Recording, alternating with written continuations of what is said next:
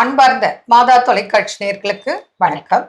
இன்றைய நிகழ்ச்சியில நம்ம பார்க்க போறது ஃபிஸ்டுலா. இது ஆண்கள் பெண்கள் எல்லாருக்கும் வரும்.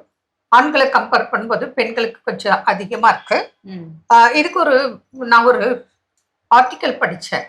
அதுல என்ன போடுறாங்க அப்படின்னா, என்ன சொல்லியிருக்காங்க ரிசர்ச்ல, இந்த பெண்கள் கன்சீவ் ஆயிட்டு டெலிவரி ஆகுது இல்லையா, அந்த டெலிவரி டைம்ல பெயின் அதிக நேரம் இருந்தா கூட இந்த ஃபிஸ்டுலா வருது அப்படின்னு ஒரு ரிசர்ச்ல போட்டிருக்காங்க. அப்போ பெண்களுக்கு இந்த பிரச்சனை அதிகம்.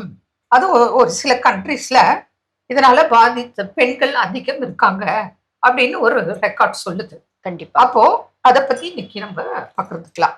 கண்டிப்பாங்க. பொதுவா இந்த ஃபிஸ்டுலா அப்படின்றது தமிழ்ல என்ன சொல்லுவாங்க அப்படின்னா பௌத்திரம் அப்படிம்பாங்க. இந்த பௌத்திரம் நிறைய இடத்துல வருங்க. அதாவது ட்ரக்கியல் ஃபிஸ்டுலா, சுவாச குழல்ல ஃபிஸ்டுலா, உணவு குழல்ல ஈசோஃபேஜியல் ஃபிஸ்டுலா. பெண்களுக்கு மேடம் சொன்ன மாதிரி வெஜினல் ஃபிஸ்டுலா. வெஜினல் ஃபிஸ்டுலா வரதுக்கு நிறைய ரீசன். அதுல ஒரு ரீசன் மேடம் சொன்னது.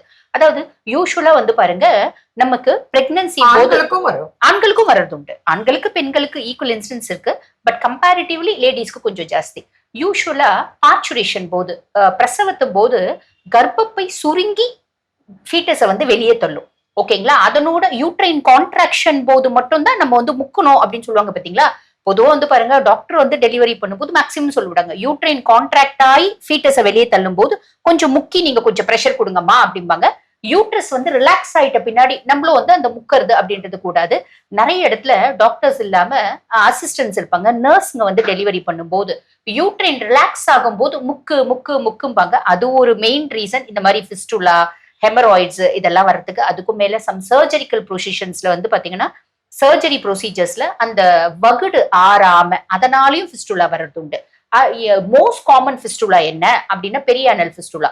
மோஷன் போற இடம் சுத்தி வரக்கூடிய ஃபிஸ்டுலா. இது எதனால வருது? ரொம்ப சிம்பிள்ங்க. அதிகப்படியான பாடி ஹீட், பேஷண்ட்க்கு டயபெட்டிஸ் இருக்கு, இம்யூனோ காம்ப்ரமைஸ்டு பர்சனாலிட்டிஸ், அப்போ இம்யூனோ சப்ரஸ்ட் இண்டிவிஜுவல்ஸ், இவங்களுக்கு எல்லாம் இது வரதுக்கான வழிமுறை சிம்டம்ஸ் இருக்கும். ஃபர்ஸ்ட் ஒரு கட்டி வருங்க. அந்த கட்டி பாருங்க, இவங்க சூடு கட்டி அப்படின்னு சொல்லிட்டு டாக்டர் கிட்ட போய் ஐஎன்டி பண்ணுவாங்க. இல்ல இவங்களே வீட்டு வைத்தியம், பின் எடுத்து கொடுத்தது, இந்த மாதிரி முரட்டு வைத்தியம் பண்ணுவாங்க. ரெக்கரண்ட் பாத்தீங்கன்னா ஆப்சஸ், பாயில்ஸ், அதை சரியா ட்ரீட் பண்ணாம விடுறது மெயின் காஸ் ஃபிஸ்டுலா வர்றதுக்கு இல்லைங்களா? அதோட விளைவுகள் என்ன மாதிரி அவங்களுக்கு தெரியும் பேஷண்ட்க்கு? முதல்ல ஒரு கட்டி தாங்க இருக்கும். அந்த கட்டியை நம்ம சரியா ட்ரீட் பண்ணாம விட்டுட்டோம், இல்ல அடிக்கடிக்கு கட்டி வருது போகுது அப்படின்னு போது டாக்டர் கிட்ட போகணும், ப்ராப்பரா ட்ரீட் பண்ணிக்கணும். இல்ல அப்படின்னா என்ன ஆகும்னா, அது ஒரு துவாரம் வச்சுடும். துவாரம் வச்சுட்டு வெளியே நசுறு வர ஆரம்பிக்கும். நசுறுனா சீரஸ் ஃப்ளூயிட் சொல்லுவாங்க பாத்தீங்களா? ஆமா, அது என்ன ஆகும்னா உள்ள டெபாசிட் ஆயிட்ட பின்னாடி பயங்கர வலி எடுக்கும். சுருக்கு சுருக்கு சுருக்கு. ஆமா, நிறைய ஜென்ஸ் பாத்தீங்கன்னா இந்த பேட் வச்சுக்கிறது, பேண்டி லைனர் வச்சுக்கிறது, சின்ன கிளாத் வச்சுக்கிறது, இப்படி எல்லாம் வருவாங்க. ஜென்ஸ் பாத்தீங்கன்னா ஃபிஸ்டுலா, பெரிய அனல் ஃபிஸ்டுலா ரொம்ப சஃபர் பண்ணுவாங்க. உட்கார முடியாது, நிக்க முடியாது, ஆமா, நடக்க முடியாது, படுத்திருந்தாலும் உபாதைகள் அதிகம். கரெக்ட். ஆனா இந்த மாதிரி பேஷண்ட்க்கு நம்ம இதுல ட்ரீட்மெண்ட் இருக்கு.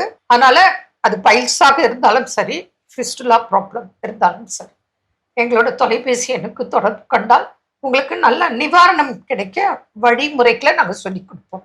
என்ன நேயர்களே, மீண்டும் நாளை சந்திப்போம். நன்றி.